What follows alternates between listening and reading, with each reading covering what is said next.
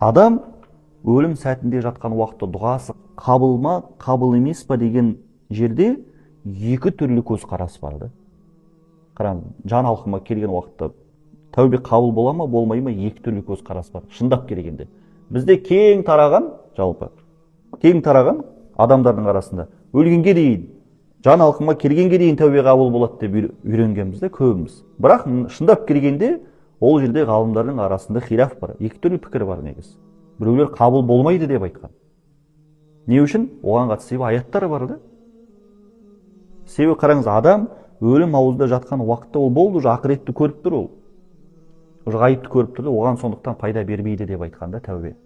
Иман пайда бермеген секілді, адам өлім сәтінде иман келтірсе пайда жоқ одан. Себебі ол болды, ақыретті көзбен көріп тұр да, ғайыпты көріп тұр. Ал енді ғайыпты көзбен көріп қойғаннан иман келтірудің пайдасы болмаса, дәл сол секілді тәубенің де пайдасы болмайды деп айтқан. Уже ғайыпты көріп тұр ғой, не пайда одан тәубе еткеннен.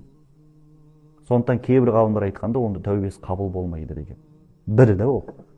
Екі, қараңыздар, сіз тәубе етіп үлгересіз бе, үлгермейсіз бе, ол бір Аллаға мәлім дүниеді. Ол бар да кейін. Сондықтан мен жаспын деп үмітке басымдылық беруге болмайды. Тіпті ғалымдарымыз былай деп айтқан. Егер сіз жас болсаңыз, қорқынышқа басымдылық беру керек деп айтқан. Үлкен кісі болса, үмітке басымдылық берген абзалырақ деген.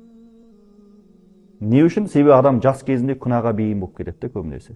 Себебі бойында қан деген жүгіріп тұрады да, күнә істей сал оған оңай. Жеңілді, күш қуат бар да ода. Сондықтан не істеу керек? Қорқынышты басым ету керек. Ал жас ұлғайып қалса, үлкен жасқа келіп қалса, не істеген абзал деген? Үмітке басымдылық берген абзал деген. Себебі пайғамбарымыз саллаллаху алейхи уассалам хадисте не деп айтты? Құл мен туралы не ойласа, мен сондаймын деп. Үміт етеді, Алланың мейірімін үміт етеді. Сөйтіп дүниеде үміт етіп болса, иншалла ертең Алланың мейіріміне алады. Иншалла сөйтіп үміт етеміз да. Жақсы ма? Сондықтан тәубе есіктері ашық екен қашанға дейін? Күн батыстан шыққанға дейін.